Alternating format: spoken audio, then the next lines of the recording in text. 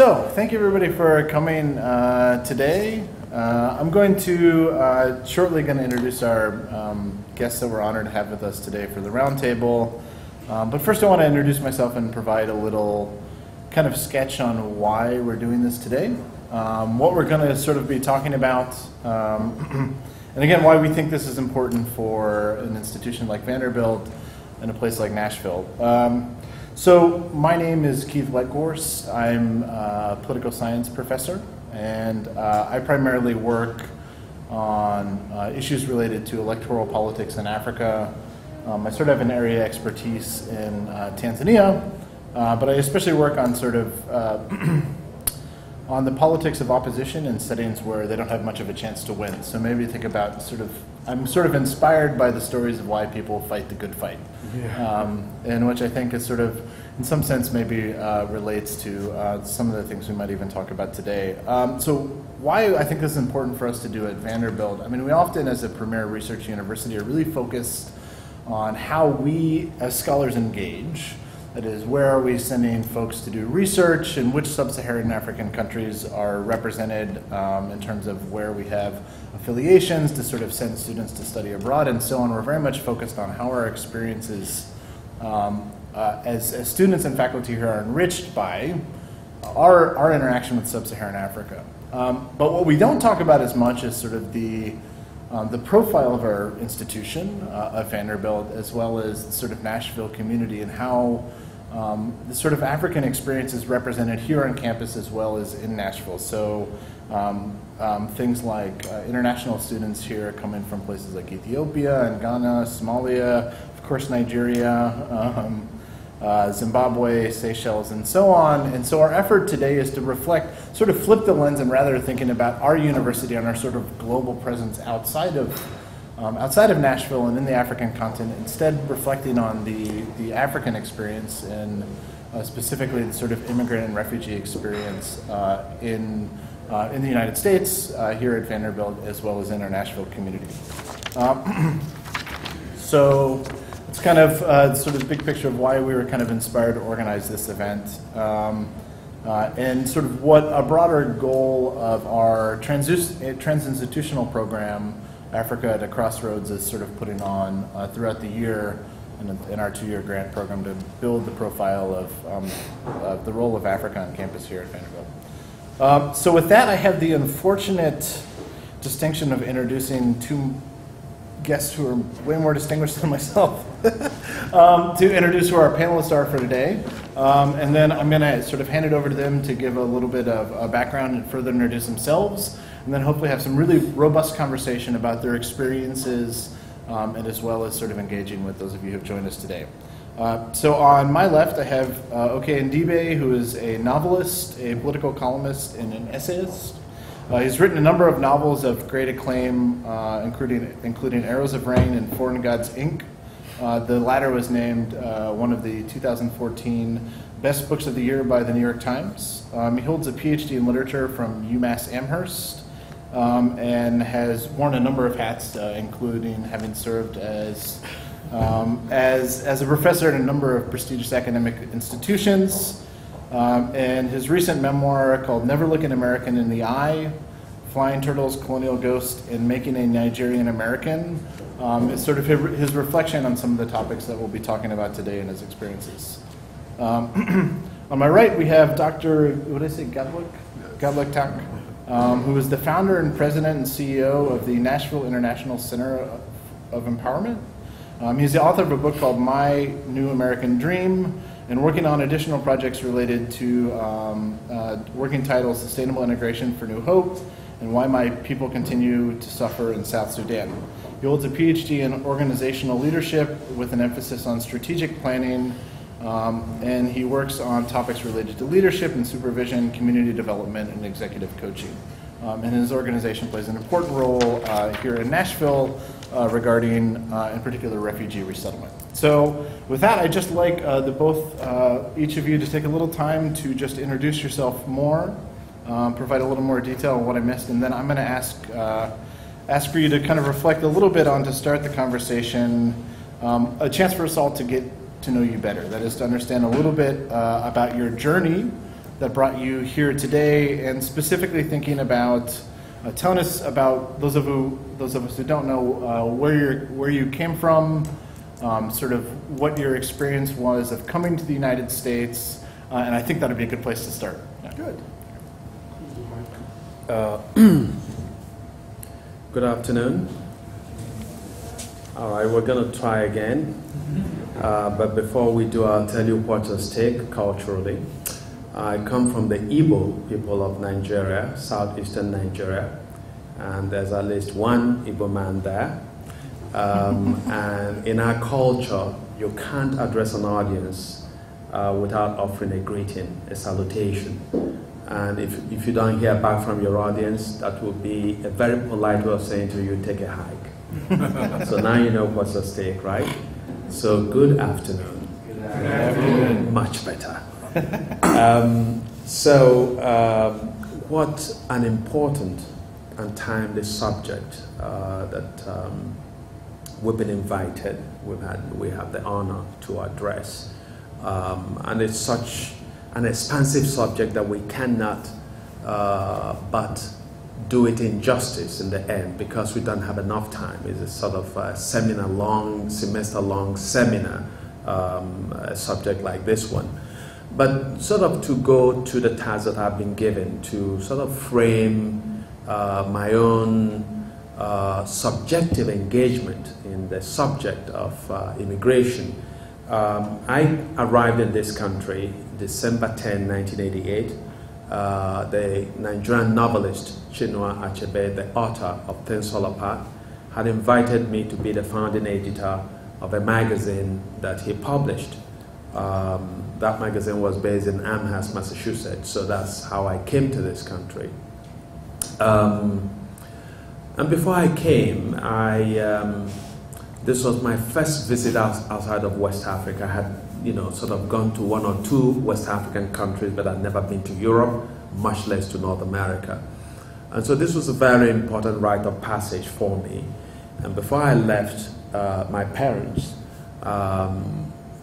called a gathering of uncles and aunts and cousins and the like to wish me well, and also to provide me with a spiritual fuel for this important adventure that I was undertaking.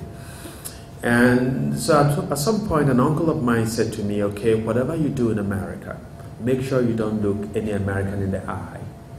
And he said, every American carries a gun, and if you look them in the eye, they might think you're being provocative, and they will shoot you.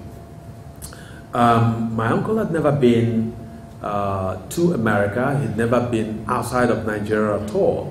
But it turned out, as I asked him a year or so later on my first visit back to Nigeria, where he had formed that impression. And it turned out that he'd watched a number of westerns in Nigeria where cowboys get together in a bar, invariably, and then stare each other down and start shooting, pull guns from both sides of the hip and start shooting. And because what preceded the shootout was a stare down, my uncle formed the impression that in America to look somebody in the eye was to commit a capital offense. So I came here, and 13 days after I arrived in America, I was at the bus stop to go see a Nigerian professor at UMass Amherst, Professor Barton Naji, who was the president of the corporation that published the magazine that I had come to edit. And so right in front of me was a police officer who had been stopped at a light next to the bus stop. And so I remember my uncle's warning, and I made a dramatic gesture of looking away because I didn't want the officer to shoot me. Well, the light turned green, and the officer pulled forward and turned right into a side street, and I heaved a sigh of relief, worthy of a man who dodged a bullet. Well, about a minute or two later, I felt a tap on my shoulder, and I whirled around to the side of a huge, tall police officer. And he said to me, "Sir, do you mind coming to the back of the bus stop?" So when I came, he said to me, "You know what this is about, right?" I believed that I had committed the crime of looking an officer in the eye. But I said if I admitted it, this man will have the constitutional right to shoot me. So I denied it. I said, no, I don't know what it's about. And so finally he said to me, there's been a bank robbery and you fit the description. And so I knew that I was in even greater and graver trouble.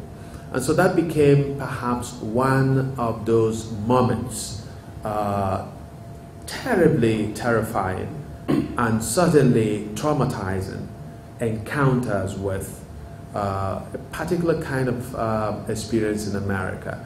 And so years later, 20-something years later, when the incidents of cops shooting at especially black men became rather rife and became a staple of our daily television experience, I could relate to that because I had face down I had that encounter with this police officer. So so I've had so many different encounters since. But in 1996 I became an American citizen. So it's been a very interesting journey for me.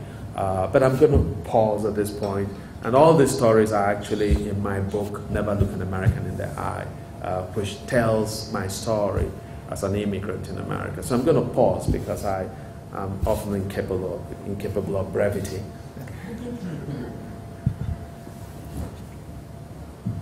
Well, thank you very much. Again, thank you for the invitation to this extraordinary forum. Again, my name is Gatluak Thach. I go in Nashville with a name called Gat. So those who live in Nashville and have access to me, when you say Gatluak, they're like, "Are you talking about Gat?" So that's who I am. Originally from South Sudan.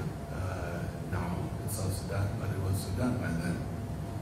I was born and left the country when I was only 6 years old due to the war, and left and went to the refugees camp in Ethiopia at the age of 6.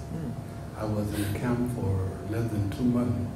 Then I was taken by the army, the military training as a child soldier.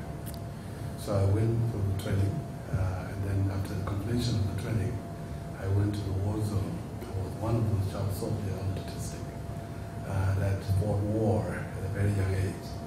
So my family did not know about me, whether I died or was still alive, until after 6 years later, when I had an opportunity to return back to the refugees camp, in the same camp that I was taken from. So I got back to the camp. Stayed there in the camp for a while. Things has changed. I heard that people were coming back to take the combatant former back to the war zone. And then my family thought it would be a good idea for me and my young brother to leave that camp, to go to another camp to hide ourselves so I would not be collected. So I left that camp to another camp, to another camp, to another country, until I came to the United States. It was 1996 when you became a citizen. That's when I came to the United States. I came to the U.S. with my youngest brother.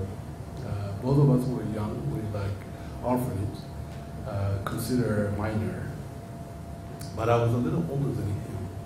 I was 18 and a half years old, and he was only 14 when we got here. We did not come to Nashville directly. We went to Sioux Falls, South Dakota. We came as refugees, and when refugees are allowed an opportunity to leave the camp to go to the third country, they do not have choice. They do not choose the country they have to go to. And that's how we end up coming to the United States and end up not knowing where to go in the U.S.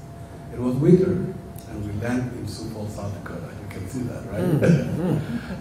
The temperature was negative 20 degrees. When we got there, we did not believe it.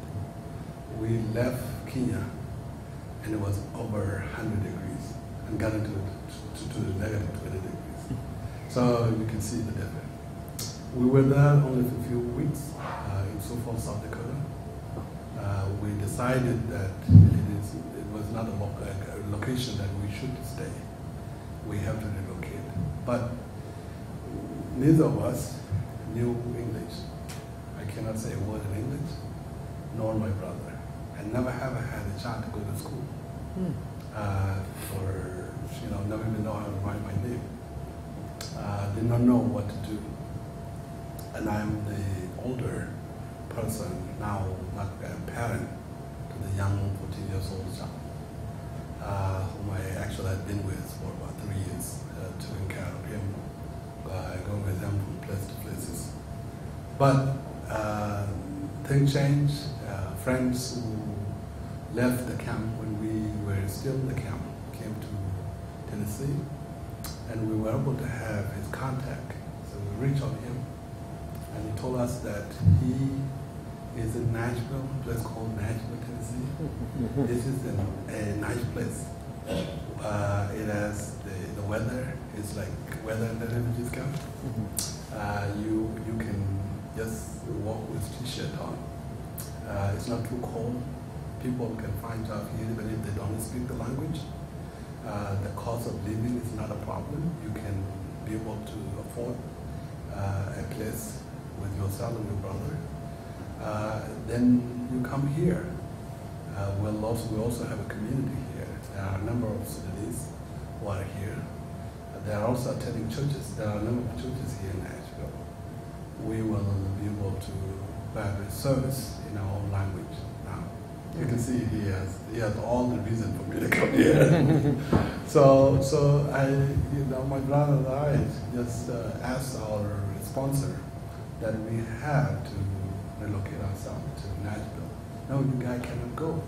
You're too young to go alone. I said, no, my family let me go with my brother when I was really too young. Now I'm not too young. Well, you don't know this culture. You don't have a relative here. I know, but we have someone who speaks our language, who is actually from our country. We will go and stay with him. So it was a negotiation. We won the negotiation. And my brother and I left South Dakota and came to Nashville. Now, life in Nashville was a different life. And it has a chapter in my book. You can read it yourself. But I would say I made who I think for the grace of God and also for the support of the community. It is unbelievable what I went through. But also this is a country that anything you dream of, if you work hard for it, you can really achieve it. For me to have a doctorate degree, when I had to just learn English from here, and it was not really long ago, for me to organize an organization that now hire more than 30 Americans that works with this university and so many universities, and for me to also receive an award from the President Obama, recognition a few years ago, and for so many things, I can say it can only happen in this country. But I think it was not only me who actually did this, it was the support that I received, and also from the blessing that I received, and because of the work that I have with the people who actually believe in me and also believe in what we can all do together to change the world.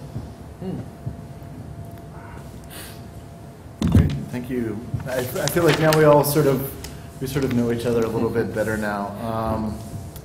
So we'll kind of switch gears to think a little bit about how both of us and how both of you engage with the immigrant experience in your own work. And I have start off with a question for you, Okey, that was provided to me, so I'm just going to read it. The protagonist in your novel, Foreign Gods, Inc., Ike is a Nigerian immigrant cab driver in New York who goes back to his hometown in Nigeria. What does his life tell us about the travails of an African immigrant in America? What can Ike's journey in the novel tell us about migration, exile, and return? Yeah, so in my second novel, Foreign Gods, Inc., the protagonist is a Nigerian who's gone to a very good liberal arts college, Amherst College in Massachusetts, and he's studied economics. And a year after he comes out to America, his father dies, and so he sees himself as bearing the burden, responsibility of taking care of his mother and his sister, who is married, but to somebody who isn't able to earn much of an income. So Ike has this dream that once he works hard and sort of harks back to the notion of the American dream, once he does everything that is asked of him, he works hard, he, as I say, puts his nose to the grind and, you know, takes his vitamin and does well at school, that he's going to have a good corporate job to enable him to take care of his himself as well as his relatives back in Nigeria. But once Ike graduates, he finds that there's this lottery ticket that you must have to play in this lottery system called the American Dream, and that ticket is called the green card. And so part of the drama in the novel is what he goes through to get a green card. So he initially has to pay somebody to be a bride, a green card bride, and you know, she takes his money and runs. And then he finally finds a woman who becomes extremely, treats him abominably, but then he gets his green card. And once he gets his green card, he begins to send out his resumes for jobs.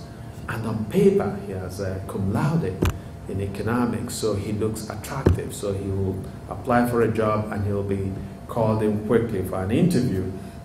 But he happens to have his very strong accent. He's not been able to lose it. And so he's the kind of guy who, if he wants to say, I'm traveling by KLM, will say, I am traveling by KLM, you know, so he'll sort of pronounce and give an accent to every syllable, you know, KLM instead of KLM, you know, as Americans will say. And so, so he goes to these interviews and they quickly decide that he's not a proper fit, that he's not a cultural fit for their job. And so he has to, since America doesn't forgive you your bills, he has to drive a cab to pay his bills. And, but he reads a lot. So in one instance, he reads a magazine, much like the New Yorker, that talks about this gallery in Manhattan called Foreign Gods Incorporated, that buys and sells the statues of gods and as well as other sacred objects that are pushed, stolen from different societies around the world.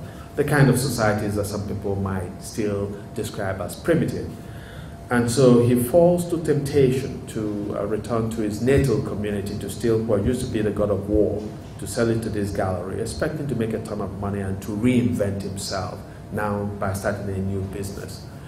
And so part of what I set out to do in this novel is to look unsparingly at this idea of the American dream, but also to look at the kind of culture that we encounter, that I encountered as an immigrant in this country, where I come from a society where there are so many things that matter. And perhaps the most important thing is a sense of community, that the communal claim is so strong that it overwhelms the claim of the individual. And so I encountered the phrase personal space, the idea of personal space when I came to America. In Nigeria, I could meet somebody today and we have no personal space. I could, you know, go with Moses to see a friend of his and we'll, you know, strike up a conversation, we end up in his house. There's no plan for eating, but once you visit, you must be fed, and then you talk. If you are there talking, nobody says, it's 10 p.m., I got to go to bed. You know, so you could end up sleeping in his friend's house and staying 2 days or 3 days. You know, so there's a certain spontaneity to them. So you come here and people treasure their spaces, which means you are not in this space, it's me alone.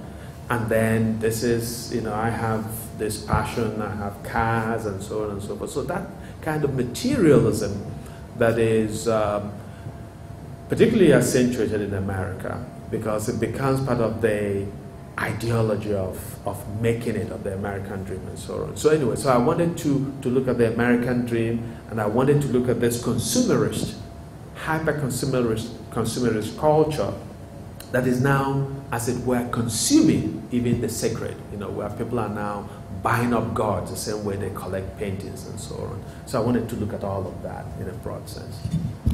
Thanks. And then kind of twisting this question or shifting this question to think about the work that you do, Dr. Get. Could you talk a little bit about some of the work that you do with your organization and some challenges that you encounter with folks who are helping resettle as they search for the American dream and as they search for community and they face problems of finding those things? Well, thank you.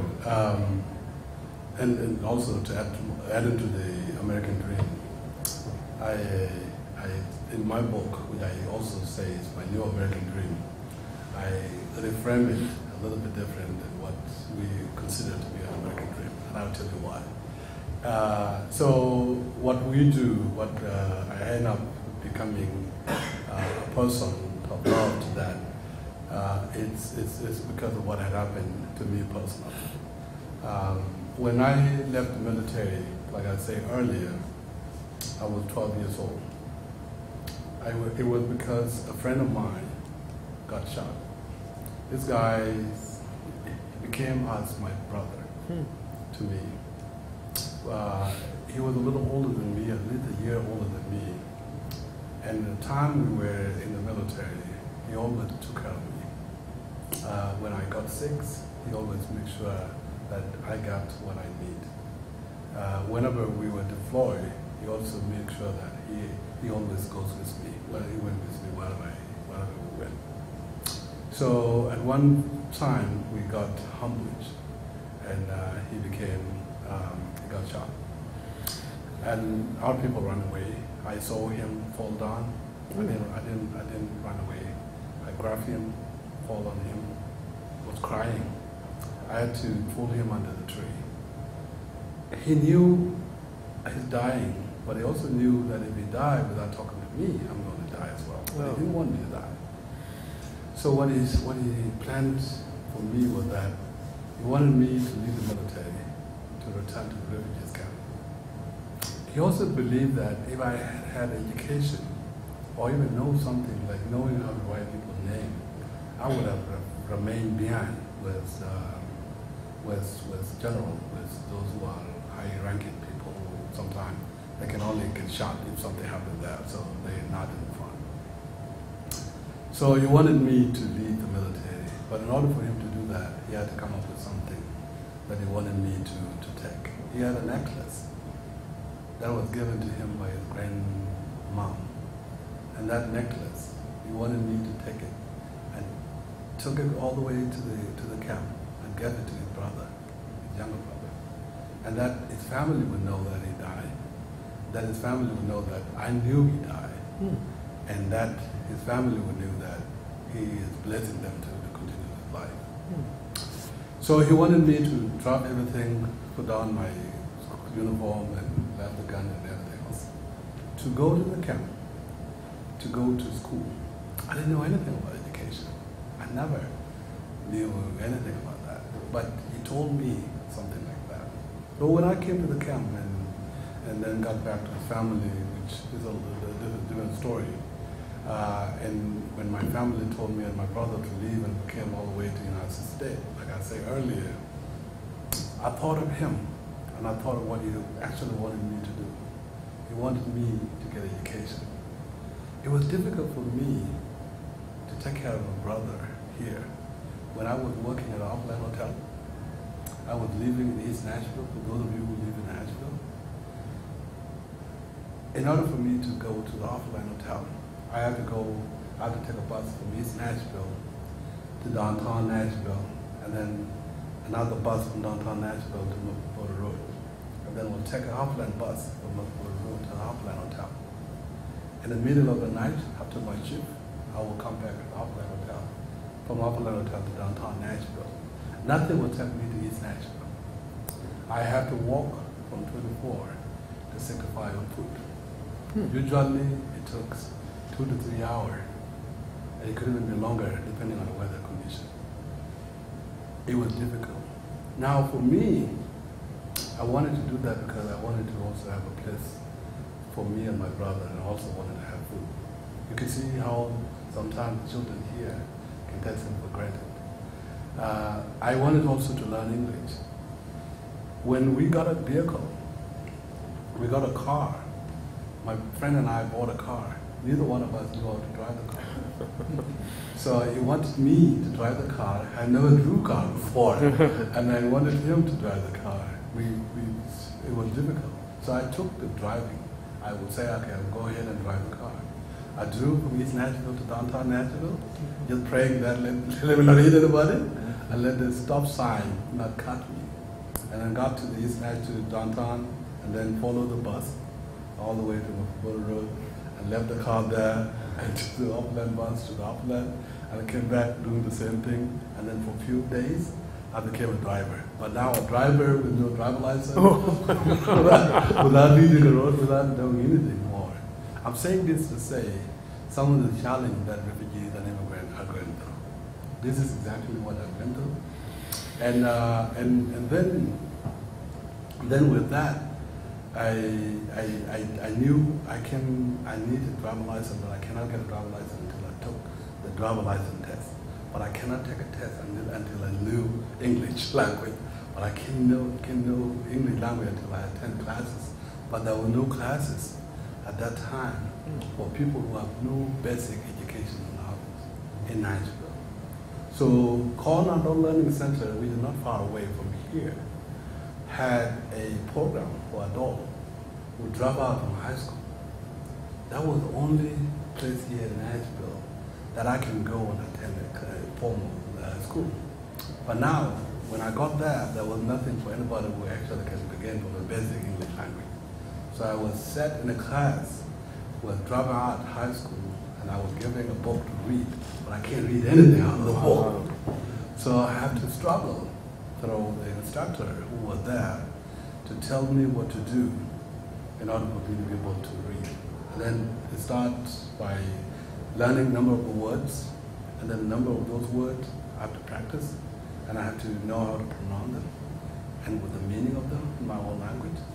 It started with 20 words a day, and I have to use those words regardless of what it is for. Sometimes I will say a word that's so bad to somebody. I was just practicing. When driving, when I realize stuff, I will pull my paper up from my pocket and then start reading. I would go to the bathroom and start reading. When the line stopped, I would start reading. In the break room, I would start reading. While I was working also 2 jobs now. And to be honest with you, I have never ever had a day off, because when I stop working from one job, I have to continue working the other job, and it's been like that for a while. So anyway, so the work we did, we decided to form an organization.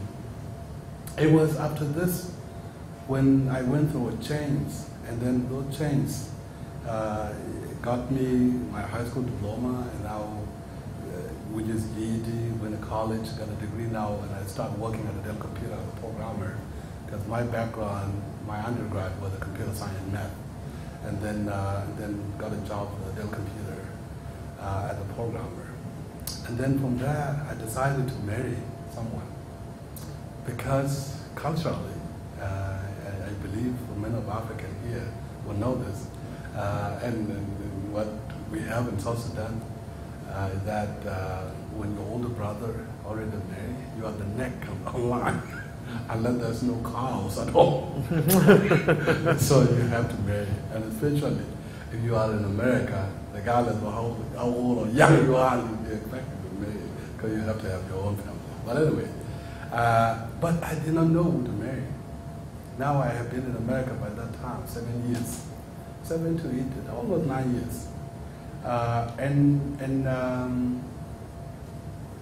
The person I knew was a child that I left when I left the camp. A little girl who used to walk through our compound to get water from the river. When she went and got the water from the river, when she come back, I would ask her, hey, the little girl, can you give me some of your water? And she'll turn back and got me the water. And then I said, wow, this girl, when she grew up, I'm going to marry her. So now, everyone, when they saw that girl, they would call her Gatluak wife. Gatluak wife. She was actually showing the expression that she's really someone else's wife. But anyway, when I was leaving the camp, I gave her a small photo of mine. I told her, I am going somewhere. But unless you have heard that I die, do not marry to anybody else. Wait for me. I left the promise like this to 11 years old girl, and I was 16 years old boy at that time. She kept the promise for almost 11 years. And while living in the camp, and they left camp to the camp, she did not know, she had never heard. She didn't even know whether I was still alive. She was the tallest girl in the camp. And for those of you who know the life of the refugees camp, it's difficult for a girl. They don't have access to education. Their family are always worried about them because they cannot go to collect wood. They cannot go to fetch water in the river by themselves. They will be taken advantage of. But this young little girl was waiting for somebody that he did not know whether the person will one day show up. And I did show up. When I was searching and I thought of what I gave to my family, I called my brother. Told him about that, just came long so short. Told my brother about that. And my brother went to 5 different camps and found about her. And when she saw my brother, and my brother saw her, she fall to the ground and cry. And that's when we connect. When we connect, I went all the way to that camp. I was told at one point that you cannot walk to that camp because you have to walk 2 days to get to that camp. I say if she wait for me for over 10 years, why should I not walk for 2 days? Oh my God. So I went to the camp and I went and married her. And then when I did that, I brought her to the United States. When I brought her to the United States, I started to teach her English in my own apartment because there was no school. I knew the same challenge that I went through. I knew she would one day be able to support herself and myself and the family and the community. But if she would not be able to drive, if she cannot be able to do this, if all the challenge that I have are still not going to be overcome by her, then it would be a difficult thing. So I started to teach her English in my own apartment. And when I did that, the women and men in our community came to my tiny apartment to attend English classes because I started with a basic ABCD. And there was a number of the people within that need. What did I do? I started to put together a plan so we can rent a place. This is where we are now. So the organization that we have is a result of me teaching my wife, but they turn out now to serve refugees and immigrants from all over the world. And we are one of the 2 agencies in town here who are also doing the resettlement program. And our program, our holistics, are pretty much meant to increase the knowledge and empowerment to the refugees and immigrants to better themselves so that they can be self-sufficient in this country through education, job placement, which is career development, health services, all the other things, including the resettlement program. Those are the things that we do, and there's still a lot that need to be done. We'll talk more about them. Great, thanks very much. Thinking a little bit more about your own experiences of immigrating in the United States and so on, I know in your book you just have sort of lots of, a number of funny stories and a number of very tense or difficult stories. I wonder if you might share a couple of them with just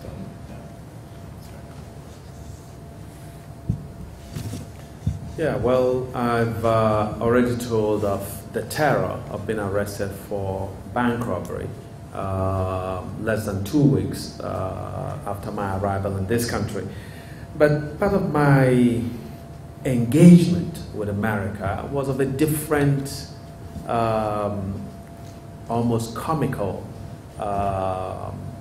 sort.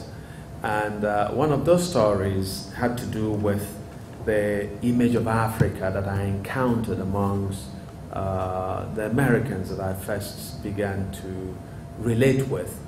And so the story that stands out was of a graduate student at the University of Massachusetts at Amherst who actually worked at the lab of this Nigerian professor that I was going to meet the day that the police stopped me. And so he and I, his name is Chris. So Chris and I became very close, and because he was curious about me and the work I'd come to do and my experiences and so on.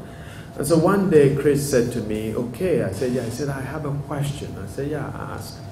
And he said, "I'm curious about how many of you Africans are able to come to America when there are no airports in Africa."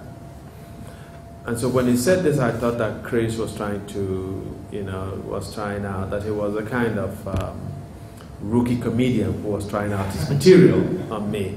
So I decided to respond in kind. So I said to him, "Oh, we ride on the back of crocodiles across the Atlantic." And his face shaped in horror. He said to me, "Don't they eat you?"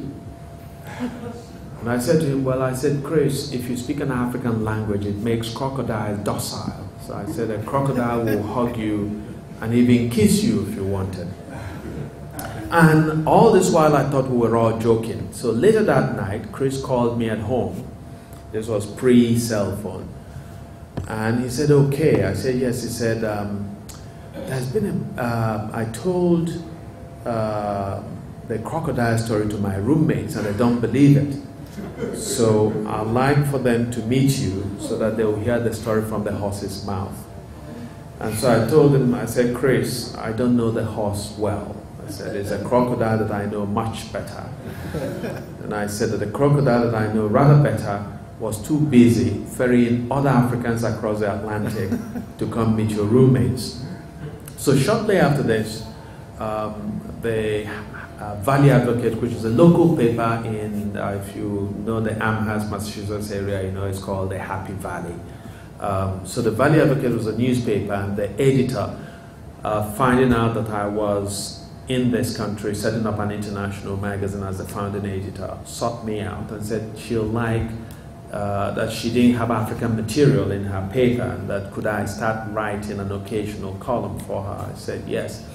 So the first column I wrote, I shared this anecdote. And it was only after it was published that I shared it with Chris. And for the first time, he realized I had spoken in jest when I said that we came on the back of crocodiles. So that frightened me because it spoke to the quality of education that he'd received.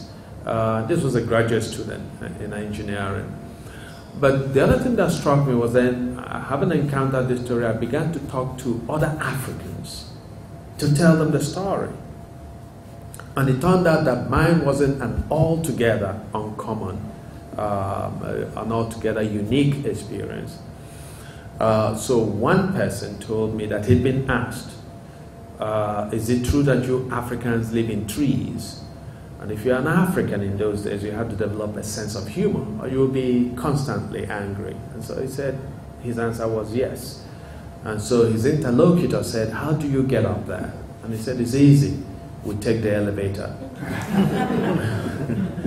Another person told me that he'd been asked, "What do you Africans do when an elephant comes into your compound in the jungle?" And the guy said, "You have very little choice. You must pull out the chair and say, 'Mr. Elephant, please make yourself at home.'" So these are some of the stories that I tell in the memoir. And so it's been a mystery, and I'm happy to say, really, that America's understanding of the rest of the world, and by the way, when I criticize America in that sense, I also understand the way in which, as a Nigerian, we suffer from the same kind of blindness, because Nigeria is, well, at least used to be one of the most vibrant economies in Africa. We felt that we were the center of the world, as it were. And I could encounter a Ghanaian or somebody from the Cameroon, and they knew so much about Nigeria. But many Nigerians would not know much about Ghana, nor did they think it was important. So I think that the fact that America is this most powerful country in the world gives Americans, some Americans, by the way, please, gives some Americans a sense that what is there to know? Why is it important to know about other countries? But what I also find out is that a lot of Americans even don't know their country. I mean, I've made it a point, I've traveled to 44 states in this country, and I'm anxious to go to all of them. But I know some American friends who were born in Connecticut or in Massachusetts who have not been in New York City, who have not been in New York, and so on. And so you know, so it's. Oh, and by the way, let me speak to the story that he tells. You know, because I was a child of the Nigerian Civil War, and I've written about it a lot. You know, some of the experiences that he shares. But part of why his stories resonate powerfully is that we live in a world where, as of last year, 65.6 million people are displaced around the world. If all those displaced population were put together, they will constitute the 21st most populous country in the world. And yet there is a sense in which that frightening, nightmarish statistic doesn't wake a lot of people up, because we see it as an abstract. It's almost as if the humanity of those displaced people doesn't touch us because we don't see their faces. See, it's just like when the US invaded Iraq, and you know, they talk about collateral damage. We didn't see it, but we were seeing our soldiers who were being killed because their pictures were on CNN and the network, so they were human to us. Those who were killing collaterally were not really human, so we didn't feel any outrage, any moral outrage. And so it's important that people hear your story and to see how a child who ought to be innocent is compelled to lose that innocence by being forced, let alone fighting the war. Just being in a camp as a child is frightening. And I was in a camp, several camps with my parents during the Nigerian Civil War. And I tell the story in an essay called My Biafran Eyes, which really, you know, got quite a bit of readership because it was chosen as one of the best pieces on the web in 2008.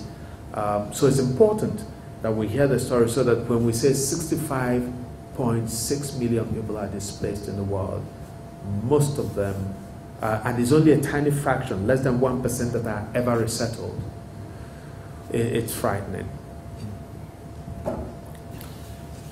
I wonder if you might reflect a little bit on, in your experience and when you're sharing your story with people, the kinds of experiences you have. Maybe do people ask you these stereotypical questions as well? Yeah, what is, especially in a community like here in Nashville? When I share my story, I do feel that a lot of people have a sympathy of what I went through as an individual. But I also seem to suggest that sympathy, to me, make me feel good, but at the same time, like it says, I feel it has to be translated to what it is today. That, you know, you might be talking about the 6 years old child who might have left his family, but this child survived. But there are a number of them who have left their family and are still in that struggling as we speak. Currently, the situation, even the situation in South Sudan, where I am from, is dire. Half of the country population is displaced. People are between death and surviving. When you look at the whole refugees situation all over the world, it is even continues getting difficult because again, the situation is not the same to so many. But number one solution for all these problems is peace. But how do you bring peace to those countries? And then when you look at that too, you will also say it is their problem, and they can actually find a solution with their problem. But what we also miss out of that is that we are also part of their problem as well. We are part of their problem in many, many ways. And I always tell people that we can work the solution of that problem where we are, because we are also part of that solution, that problem. It is a challenging. It is a challenging. when you also see whether people understood you, and if they do, what action do they take? I would tell you that of course I have not gone to 40 plus states in the United States, but I traveled to some of the other places too as well. I would say Nashville is a very friendly city, and I'm not just saying because I'm here in this institution here. I have seen things change within the period that I've been here. I also see this passion within the people that are here, but I also see that there are a lot of things that could be done. Maybe because we are overwhelmed with so many things that we think, because when you focus on your own problem, you probably don't even see the other people's problem. Which I always tell people, in order for you to actually solve your problem is to not talk about your problem, but the other people's problem. And then when you solve the problem with the other people, you indirectly solve your own problem, because, okay, you can't have the problem if you solve the other people's problem. So this is a challenge. The policies that are now affecting refugees, including the issues of immigration law, the housing here in Nashville, the public transportation here, we're talking about affordable housing, the healthcare issues, all of this, when you put them together, in addition to what people are facing about their family situation, when they are displaced, they have nowhere to go, it is overwhelming. It is overwhelming, and sometimes you choose to pick which one to actually you can prioritize and try to encourage others to come and join you with those kind of things. I would say people seem to understand that their role in this is not that they have to wait for others to, I think somehow some people will probably be waiting for someone to tell them this is what you can actually do to help. But I think what I think is important is for everyone in here to also see why the humanity issues is our own issues, and why any of us can actually pick an issue and advocate on that issue to see the problem in it. Because again, even within the 1% of the refugees that are allowed to go to the settlement program, which is the third option, after failing to return, because all refugees wanted to return back to their country. No one wanted to live in other people's country. When there's no peace in their country, where they are welcome, they would want to work. They would want to integrate into that society. They would want to be part of that. But when they're not getting that chance, they would look for a way out to rebuild their life somewhere else. And that is only going to 1%. Now, even that 1% is less than 1%, because when we're talking about 65.6 million refugees worldwide, you're talking about how many people projected for the United States this year, 4 to 5,000. So if you 4 to 5,000, and U.S., there's only 3 countries in the world out of 37 countries who are doing the resettlement program. U.S., Canada, and Australia take over 90% of the resettlement program. So you are talking about 3 out of the 37 take the 90% of the resettlement program, but our country, which is actually taking the half of that 1%, is only projecting to only resettling 45,000, the lowest it has been since 1980s. So what is that really going to mean to the family unification? What is that really going to mean to the families that are waiting for their own relative to come here after many, many years? What would that really going to mean to the child who has no hope of returning to his own country, who has been to the life that I had been gone through, who can actually have a second home if he has had an opportunity to go somewhere and build his life or her life. What is that really going to mean to people who are really, have lived in the camp? One of the camps that I visited last year was a camp that I was in that camp when I was in that camp over 20 years ago. And that camp, there were children whose parents were born in that camp. See, so those people, they live in that camp, and their parents been in that camp. Now they will have their own children in that camp. 3 generations in that camp. They have no home, there's nowhere to go. So what is that really going to mean to our humanity? When you talk about this, you would think, you would hope that people will hear and will understand and will even put their act together to come and support. But it's always a challenge.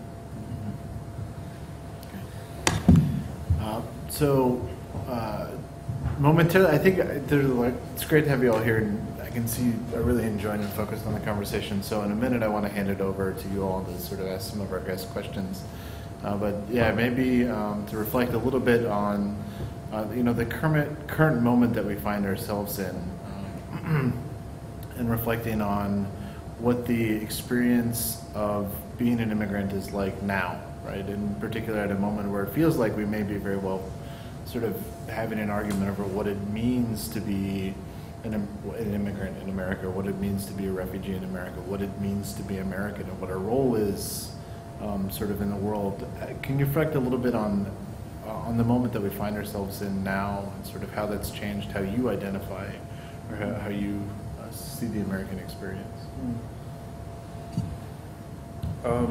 Well, as I said, in 1996 I became a citizen because my spouse, my wife, is American, and so 3 years after marriage I was qualified to become an American, and I took that, much to my mother's horror. My mother felt that somehow becoming an American citizen meant that I'll be barred from ever coming back to Nigeria or being Nigerian. So she thought it was a win for America, a loss for Nigeria and for her. But I tell her that my loyalty to both countries are not contradictory. But it's a particularly bleak time for immigrants in this country because part of the election that was run last year, in fact, a large part of that election was on this whole question, a certain nativist impulse that, bubbled to the fore, where Americans, as typically happens in moments where the economy doesn't seem to be doing very well, or when there are other problems like, attacks by extremist, fundamentalist, mostly Islamist groups, that some people begin to construct the other as this really terrifying force that needs to be kept away from our borders and from our spaces and so on. And so at a time when the crisis of people who are displaced in the world, when the refugee crisis in the world is compounded by so many different factors, the total collapse and sudden collapse of Libya, the civil war in Syria, economic crisis in a number of countries, the fratricidal war in South Sudan, which I think last year it had the largest increase of displaced people at 3.3 million, and so on.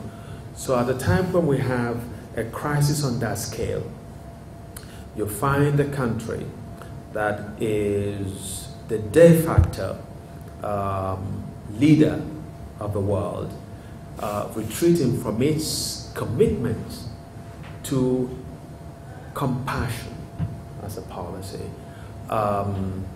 And we see that policy, that retreat, somewhat replicated in Europe among some of the allies of the United States, not quite to the same degree as we find it here. And so here is taking on the coloration of this fear of an Islamist attack, that they are out to get us and they are out to change our way of life and our civilization. And as my co-speaker noted, there is no greater desire in the heart of the immigrant than to return to his or her original home. There is no place. That home is irreplaceable. And even I have lived in America. I was 28 when I came to America. I've lived, by December of this year, I would have lived 29 years in America. So I would have lived one more year in America than I lived in Nigeria. And yet, there is a pool of that natal home. So that if I didn't go, I mean, he knows I travel to Nigeria a lot. I've been 3 times this year already. I'm going again in November. I might go in December. And it's important for me, for my spiritual rejuvenation. If I didn't go, I will atrophy and die, as it were. So people want to retain that connection.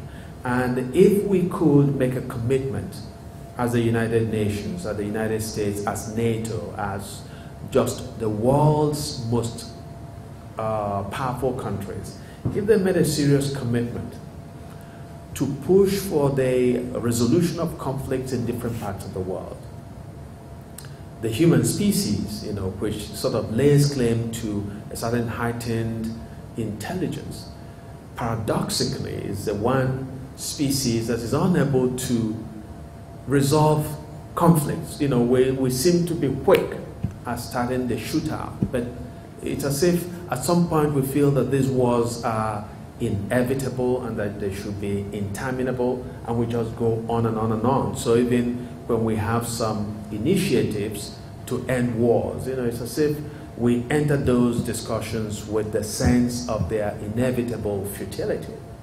So I would hope on every level, the level of the African leaders and the level of countries in the Gulf and in Asia and in Eastern Europe, where difficulties are driving people out of their homes, that people will really sit down and say, this kind of crisis, the largest displacement of people since World War II, 65.6 million people.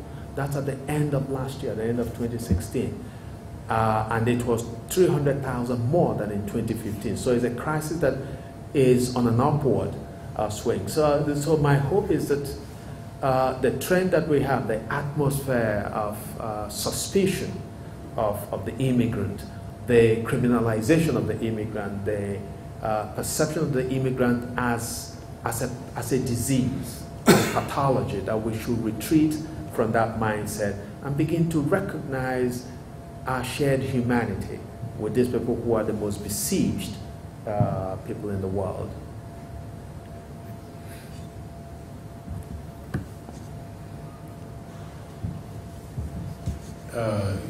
Research has also proved that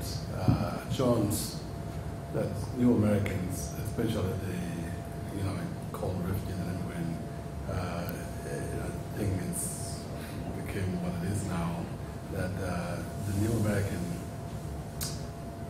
have, not only that they're coming to this country mean a lot to them, but they also mean so much to this country in so many ways. You look into some of the statistics and in the economic review data, you'll find that though that only 13% of the new American in the country in general, they represent 16% of our workforce in the nation. They are a good job creator. 28% of our new jobs are created by new American, which actually tells you why they're being here is also important. And I think from research has shown as well that our Fortune 500 businesses, the big businesses that we have, which actually employ over 10 million Americans, are owned by new American. Tennessee data last year also revealed, the middle of Tennessee is about 12 million point some percent of, some 5% of New American. But Tennessee alone, this year, I think, over 5 million was generated by New American here. So economically, they mean so much to us. There are two groups of New Americans that have actually come to this country. There are groups that all of them have one thing in common. They want to come here to succeed. The ones who came to acquire knowledge and skill, and then return back and utilize that knowledge and skill back home. Those are especially those who came here because of education, they came here because of a particular need of that particular career. And also those who I consider looking for the final hope. Those are like myself, who cannot return to Sudan at that time, who did not really have anywhere else to go, but looking for a durable solution, which pretty much if there's no peace, then can live for life in the refugees camp, and let's go somewhere to build our life. These are the other group who are also here. Both groups here have difficult situations. They are feeling different this time around than they had been. In my whole, never been here for 20 some years, but I have been here enough to say that this year has been a different year than any of the other years that I have been a refugee or work as a new American in this country. The fear that they have in the community is no doubt to be compared with. In our work, we try to counsel them, we try to encourage them, because we're telling people that today is a day, and tomorrow there's also going to be another day. So you can't shut tomorrow day off because of the today day, because if it rain today, it might not rain tomorrow. So you give yourself time to convince yourself and to be patient, to accept the change, and live what it is, because of course you have to be able to do that in order for you to be able to move. So that's the situation. So the refugees or the new American in America, they love America. They do love American people. They love this land for sure. And they wanted to come here. I remember a friend of mine who actually returned from South Sudan last week.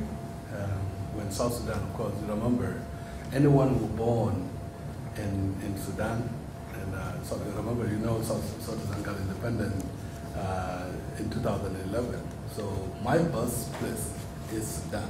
And Sudan, until last month, it was on the list of the countries that are not allowed to travel to the United States. So I had at one point, 3 times, stopped somehow at the airport. I traveled to Canada last month, and in August, I was actually taken to another special screening and had to spend more time at the airport.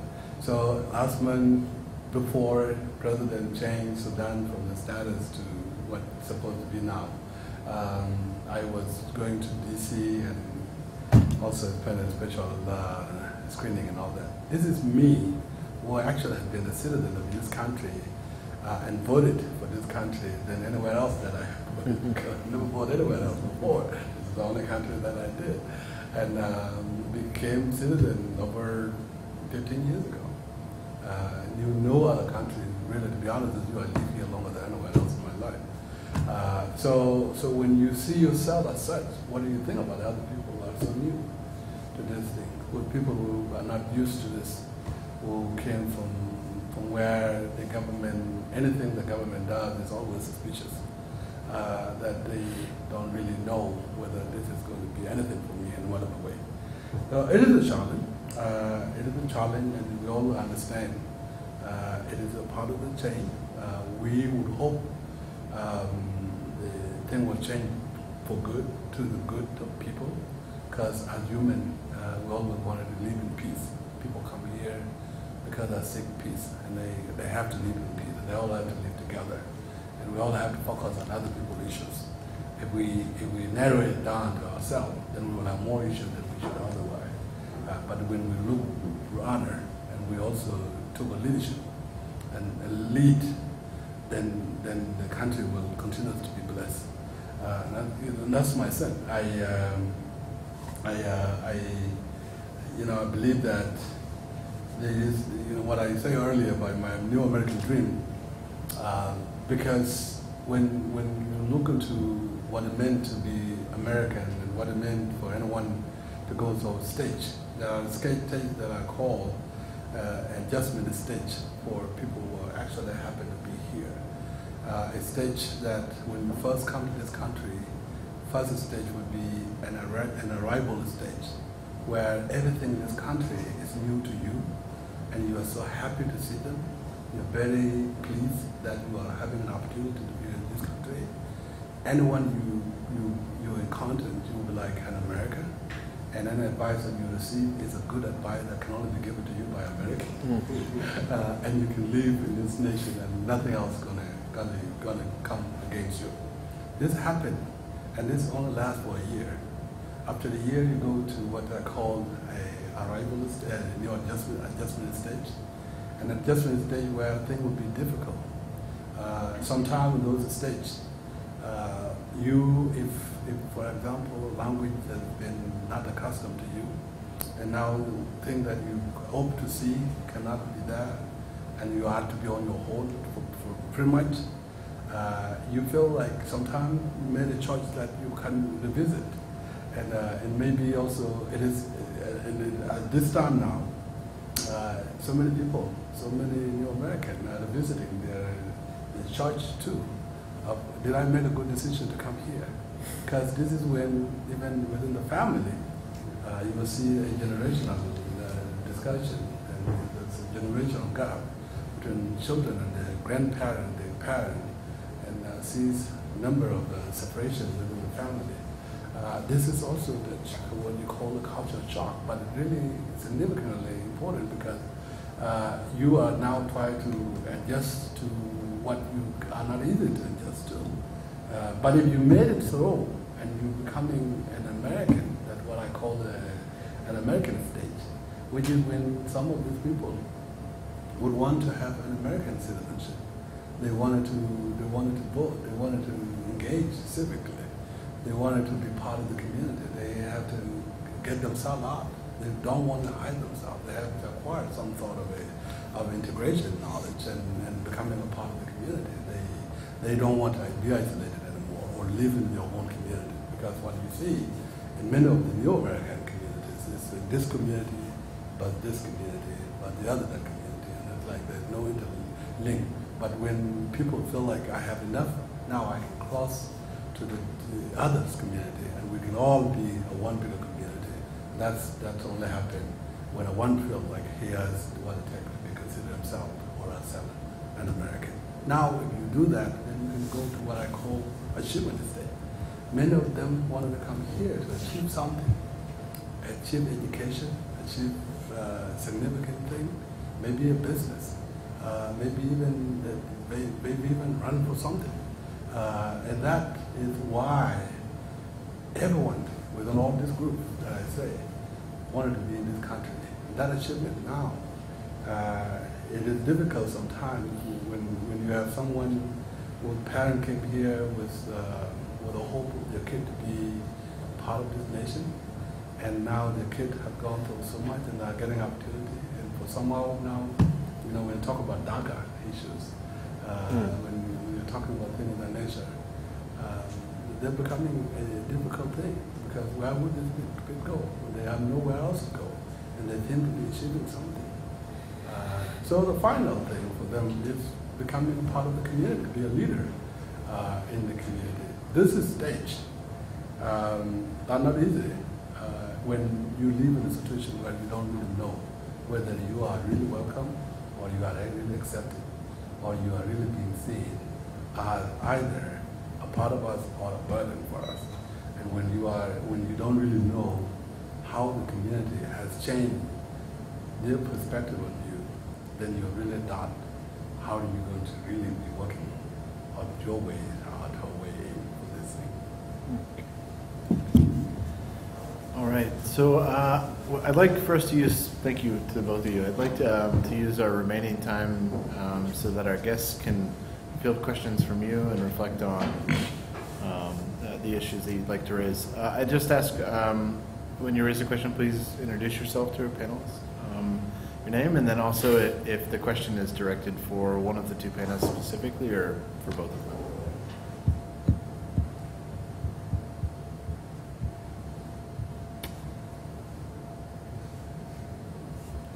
You can raise your hand. So, my name is Scott D. Brands. Nice to meet you. Okay, is Yes. a visiting professor at St. Lawrence University right now.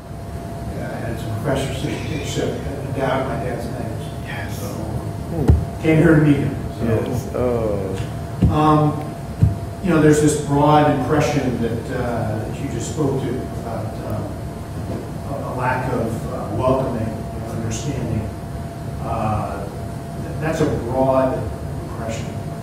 I'd like to hear from both of you how you feel about the impressions you've gotten about people in the United States trying to close that gap of understanding, and how that closing of that gap on a one-on-one basis might be able to be broadened to kind of offset this broad understanding we have right now. You want to go ahead? Well, such a delight. I've actually been looking around the room wondering is that him? Yeah, so what a delight. I mean, to travel to places and to encounter people who are connected with your journey in very, very beautiful ways. So about a week ago, I met his sisters. St. Lawrence University has this position endowed in his father's name, and he was a remarkable man who happened to be friends with and collaborate with a man who had a lot of means, and in his honor the man endowed this position that made it possible for me to spend the academic year at St. Lawrence University.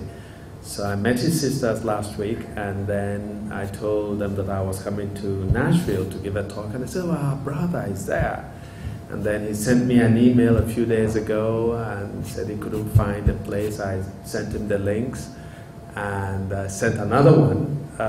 So I sat here looking at faces and saying, you know, who knows whether he's here. So it's such a delight to meet you, Scott. Yeah, the great thing about this country is actually the generosity of the people, which is often poorly served by politicians. So that on the one hand you see a gap between policy and humanity. So Americans are, as we know, they're the most generous people in the world. They're the biggest givers in the world. And I have benefited from that generosity, and I have actually, in my writings, I used to write up until March. For 18 years I wrote a weekly column for a Nigerian, several Nigerian newspapers that was widely syndicated. I had to stop partly to write more books, but also partly because since 2011 the Nigerian government actually put my name on a list of enemies of the Nigerian state. So I get arrested and detained at the airport in my own country just for saying that I want things to be run well. So what I have experienced, and that's part of what has made living in a different culture bearable, is the openness, the warmth, the generosity, the welcome of Americans. But I also see that juxtaposed with occasional moments, especially when, as I said, the economy begins to slow a little bit, or there's a crisis in the world, then we find debating about this other, and they tend to be either people of a certain color or immigrants, you know, who are coming to take all the jobs. And so sadly you see some people buy into that narrative, but on a daily basis I spent February, for example, in Pittsburgh, and I put out on Facebook that I was in Pittsburgh, and the guy who had done his PhD on the airlift of food into Nigeria during the Civil War, and the risks that European pilots and refugee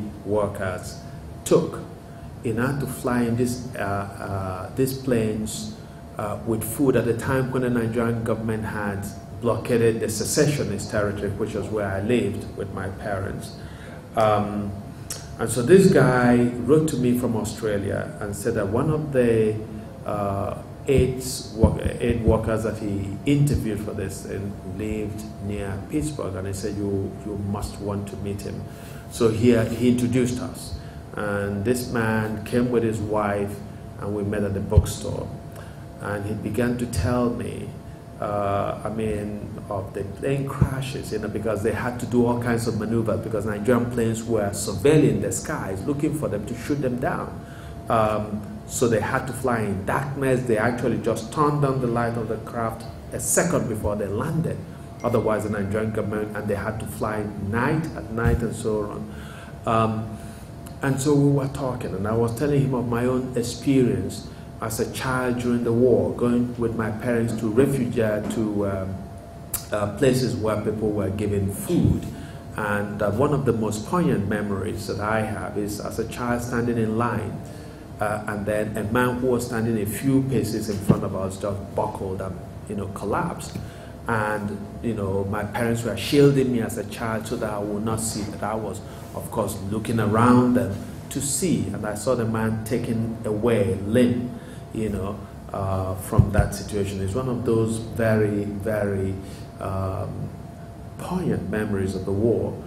And so this man was telling me about the risks they took, plane crashes, people who he knew who flew the same mission who died, and so on. And at some point he said to me, do you think that any of the food that I brought in got to your family? I said it had to have got to us. And he started crying, and I started crying, and we become friends. So in August of this year, he invited me, what's called Friends of Nigeria, former Peace Corps volunteers, because he'd been a Peace Corps volunteer in Nigeria in 64 to 66. Came back, the war started in 67, and he came back and did this service. So it's only in America. It's only in America that we find such heroic figures. But again, as I said, occasionally you find the government or politicians sort of trading on people's and preying on people's worst fears, really.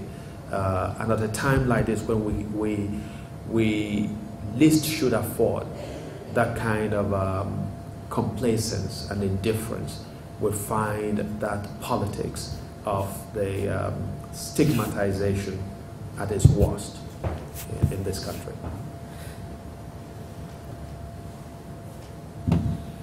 I do echo that. I believe the generosity of the United States people has no question. And I can see that regardless of any political change or any policy that would be made to impact any of the particular group, that's part of American value of doing good to the other, what continues to thrive. I also see that there's always challenge you can say maybe part of the ignorance on some few, and also maybe a lack of knowledge on some others who do not really know for sure what that really means when people are termed like this. Because when people are generalized to mean something that can hurt and harm people, then they create fear. And the fear is a tool that sometimes is very difficult for people to resist, especially when you do things that really do happen. I was talking to someone a week ago on the issues, what happened, on issues that happened in Las Vegas. which actually was terrifying to all of us. And it was asking me whether how did I feel about it, and also whether I can attest to it differently than the incident that happened in Nashville a week prior to that. You may have heard the Sunday before that Sunday, there was a Sudanese guy who shot people in the church here in Nashville. I have received 27 call-ups out of Nashville. We called CNN, all those groups have called for the interview. I knew nothing about the boy who did that. I knew he came here when he was 4 years old, and then he ended up living whatever life he had. There are a significant number of Sudanese, like I said earlier, there are about 5,000 Sudanese in the Middle Tennessee areas. I don't know all of them. I don't represent them. I represent the work that I do, but of course, because I'm around here, and like any other people, the people call me. And then that guy whom we talk about, the Las Vegas thing, was sort of saying thing that whether my reaction to what happened prior to that has different now to this reaction of what happened in this event. So I told him, life is a life, regardless of whether one person died or 1 million people die. You always have to value life. If someone has done that, it's always wrong. And we all have to stand for the humanity. What I think is important, and we all can do, is we can have to educate people that there are a lot of good people out there to any segment of society. They are good and they are there. There's a small piece of people who actually can do wrong to all of us. There are very small people. There are very few people. And if they can be isolated into a discussion, and we can focus on the bigger picture, we can all be connected and be one people, regardless.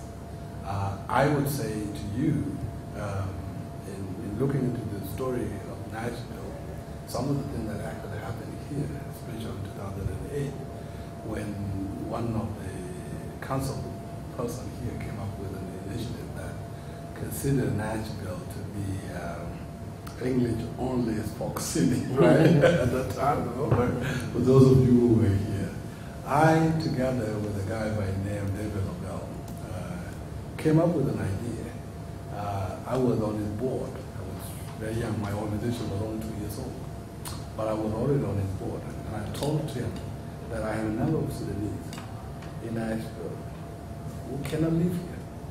Because if nobody's going to translate them, and they cannot have a document like that, they will not even live here. Not only Sudanese, a lot of other people that will be here. But do you think this is going to be good for Nashville? So I think there's something that has to be done. I think there are a lot of Nashville there who will not really like this. But they have to know that there are people who cannot stay in it. And if we unite with them, we can actually do something with that. So we got to it. The gentleman at the mayor office who took a stand, and the mayor dean also was against it, and then Bob, Tom Nugri, Abby Polster, and all the other group came together and brought all the institutions in Nashville together. Vanderbilt was part of it. So many groups here joined together, and we showed the good thing of Nashville at that time. I think there are still, not only does it still, there are a number of people who do not agree with a policy that do not welcome people. They just don't know when things are created with fear, when it is on the top, the highest top, and when they are not given tools on how to fight it. But I think part of what the institution like this could also do is to create those opportunities for people to voice and to stand for the need of people that are really need support.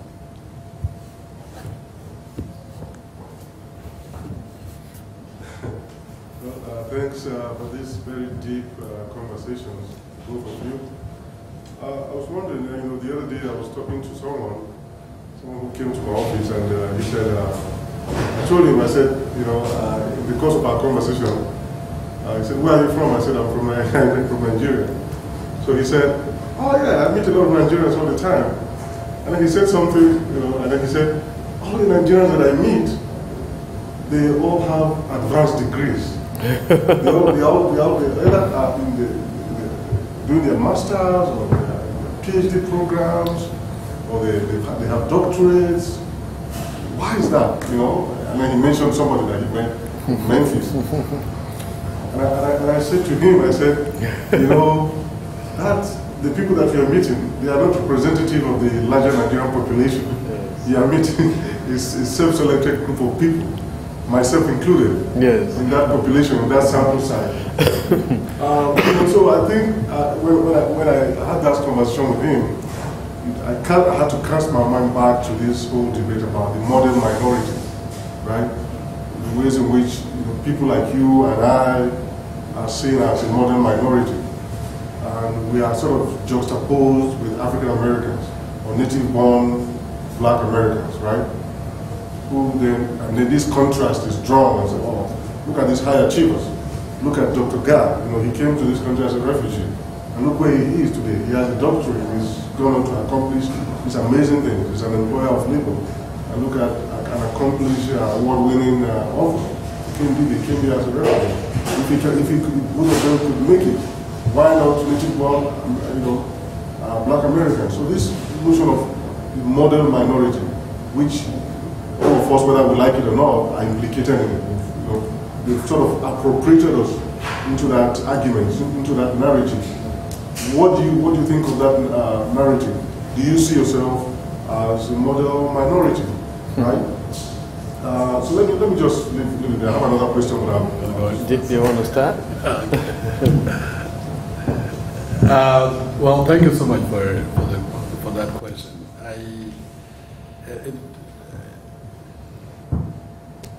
In societies, like, for example, to give a good example of Nigerians, yes, the sample may be that small, but if you look statistically as well, the person who actually tell you that may have some meaning, because a number of Nigerians too that I have met, they do represent the interests of what it meant to achieve something here in this country, especially those who came here for education. And sometimes what also I find out is that many of whom have more degree, because if you have a degree in this and it is not allowing you the opportunity of what you want, you don't relax and sit behind, you move on to something else that can probably move you forward. I think that has been true.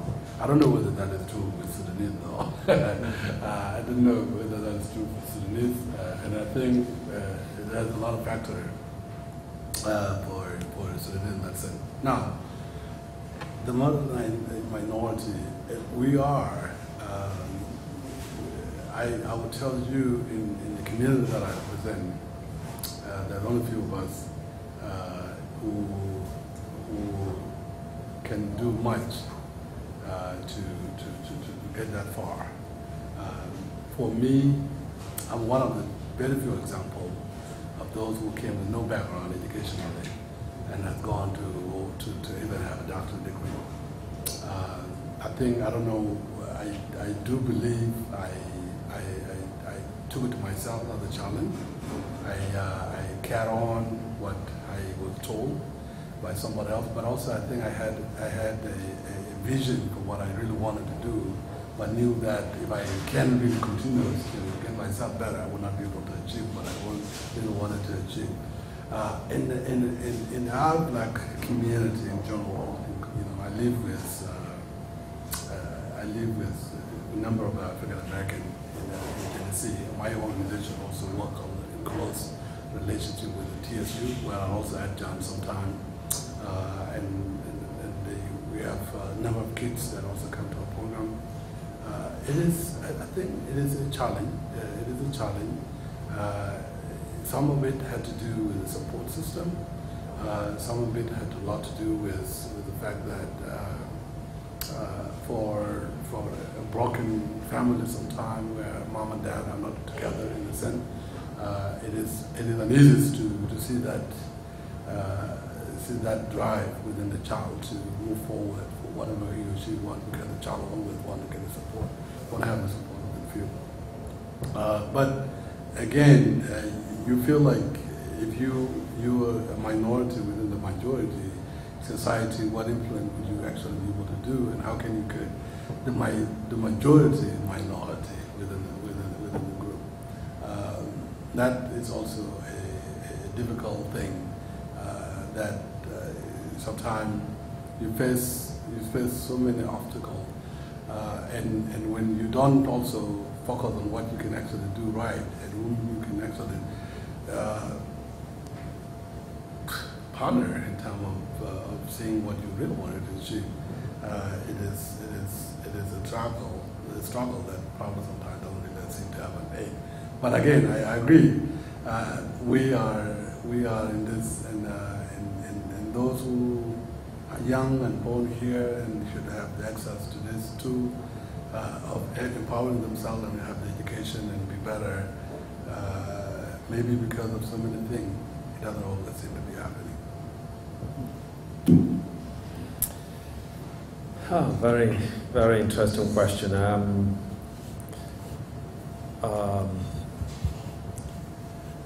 I guess a lot of people tend to see immigrants, especially immigrants from Africa, in broad, stereotypical terms. So it's either, I remember when I came to this country for the first time in 1988, and I went to open a bank account, and I couldn't, because those were I guess, some of the early days of what came to be called Nigerian scams, where you get email letters promising you millions if you provide some information, and those letters were traced to Nigerians.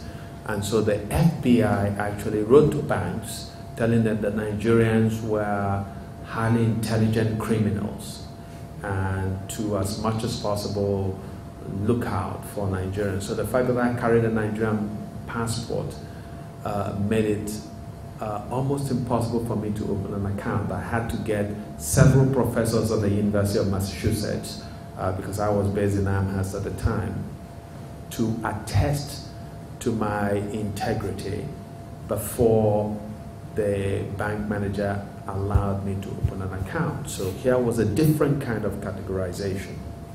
And then after the magazine that I came here to edit folded up, I was fortunate to be offered a fellowship to start my studies at the university, graduate studies at the University of Massachusetts.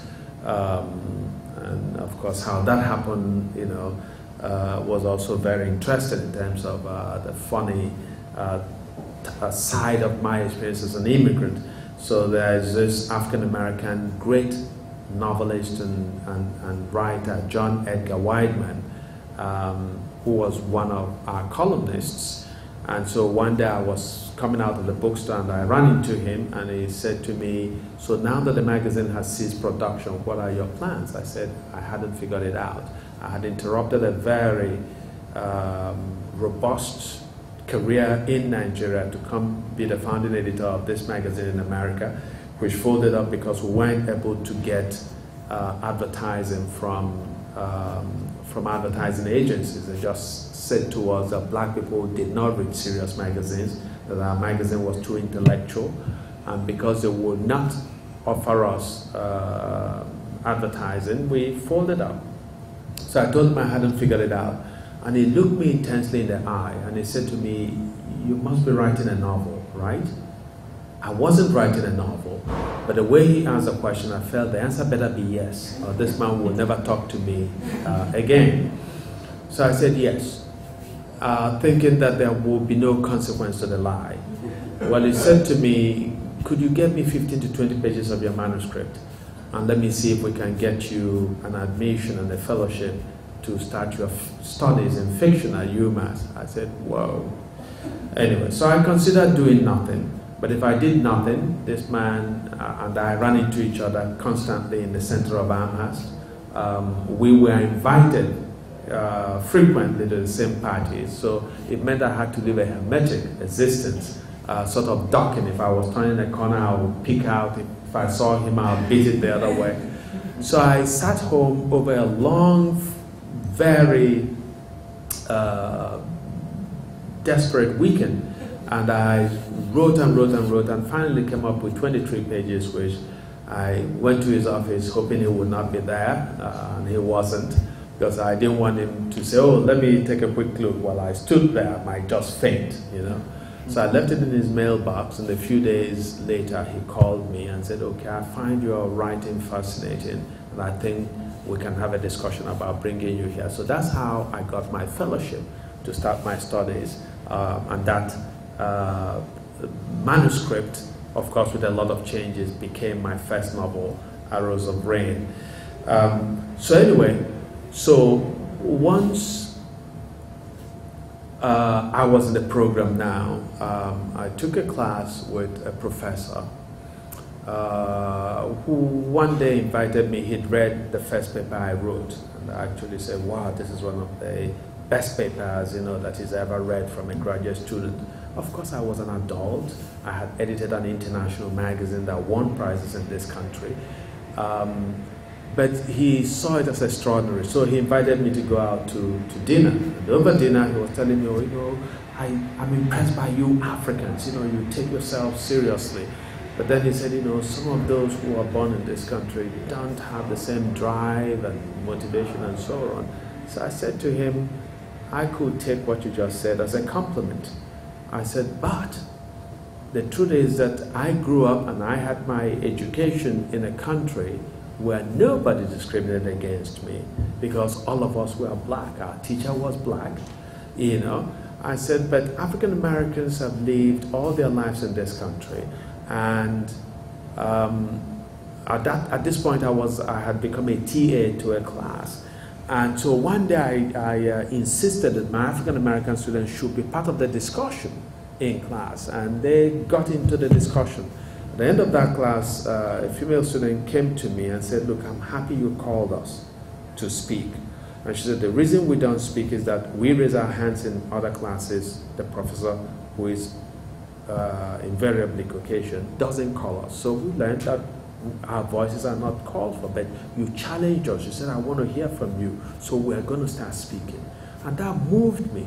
So I said to this professor, I said, these are students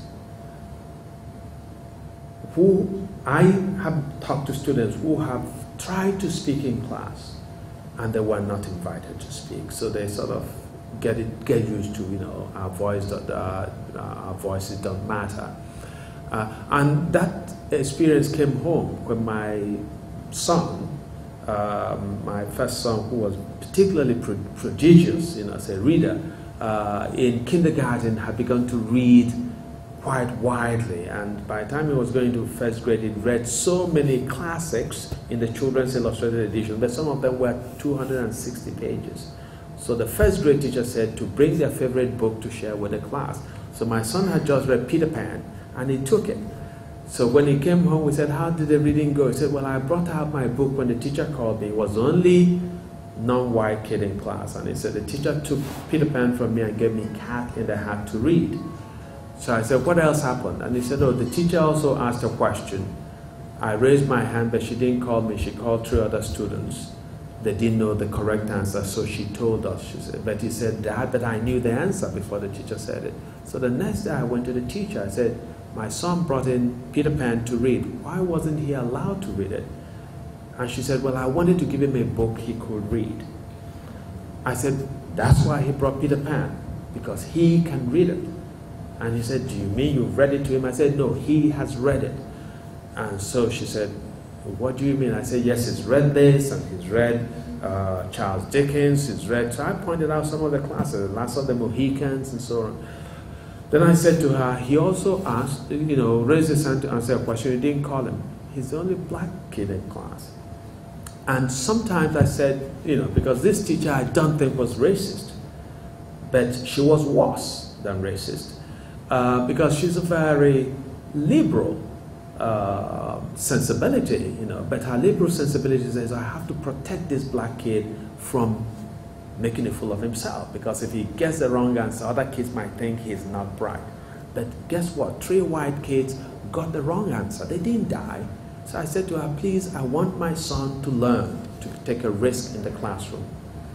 And so in a lot of ways, that's the sort of thing that I bring as a parent.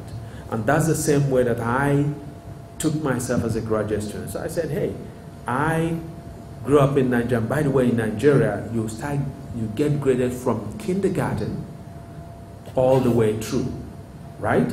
So in kindergarten, we know who is first.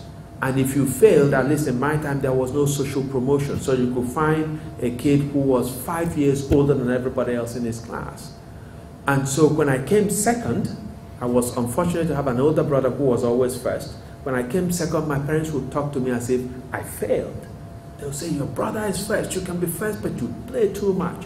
So that gave me, again in America, somebody might say, oh, you are destroying the child's self-esteem. But no, it gave me the fuel. I wanted to be like my brother. I wanted to be first.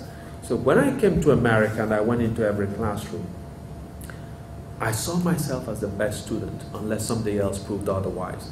And I did the work to try and be the best student. So, but if I had grown up in this country, and teachers had ignored me, or teachers had given me the impression, as I was actually given by, again, another professor. I approached him a week before the first paper was due, and he had asked for 18 pages, but it wasn't written. So I didn't know if he wanted at least 18 pages or no more than 18 pages or something. So I went to him and I said, you know, did you ask for 18 pages minimum or, you know, or what? And he put his hand on my shoulder and said, okay, I asked for minimum of 18 pages, but if you can't get there, give me what you can. And it struck me later that if I were younger and I had been getting that kind of vibe from my teachers, saying to me essentially, we consider your skin color an intellectual disability. So normative is 18 pages, but we don't think you can cope. So give me 12 if you want, or 10. Guess what? When you lower expectations for kids, they will lower it even further for themselves. Well, I was an adult already. I edited an international magazine at one price. I had a certain self-confidence. So I wrote him a 23-page paper and so on, and got an A. But these are, so a few years later, I used all of these experiences. I wrote a piece called Eyes to the Ground, The Perils of the Black Student, which was chosen by the opinion page editors in this country as the best opinion piece in America. And it became, it was circulated all over this country, syndicated. You know, I was invited to schools in Connecticut to come and talk to teachers and so on, because I said, don't lower expectations for your students. Tell them it's 18 pages, period. Let them figure out how to score 18, and kids would surprise you. Anyway, so to go to the point, I take myself seriously. Whatever I do, I try to do it well. But I'm not necessarily representative even of my best dreams. I haven't achieved that. And that's why when I speak in Nigeria, Nigerians have this grandiloquence, you know, so they say, Okey Ndibe is an intellectual icon. I immediately deny it, and I say, no, I'm far from an icon, but I'm striving. I like to be an icon, maybe a day before I die, but no, I'm not there yet. But there are Nigerians who, and other Africans that I've met, and other minority elements who are not succeeding. Sometimes because, like so many of us, they don't want to put in the work. Sometimes they want to cut corners, but also sometimes they work as hard as they want, as hard as they must. But there are other circumstances, like the protagonist of my novel, Foreign Gods, Inc. He studied hard, he's scored good grades, but then he has an accent, and this stops him from getting his dream job. He's done everything, and yet the companies that he applies to jobs with sell their goods and services to people with his accent, a lot of them, and make money, but somehow they would not expand their view of their workforce to include somebody with that accent. Yeah? All right. Well, this has been really a wonderful conversation to have with you all in a group. Let's have a round of applause to thank.